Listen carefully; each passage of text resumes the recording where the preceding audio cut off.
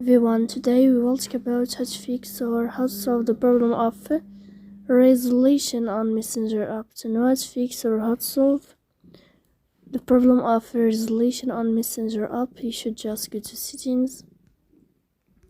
In the first, you can go to apps and you can click on Messenger app. Here in this page of app info, you can click on first step and you can click OK. After that, you'll enter to the window of storage. Here you can click clear cache.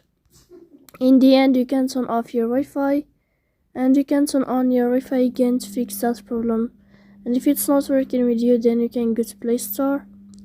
You can search about Messenger. If you'll find the update in display sign, then you can click to update your app.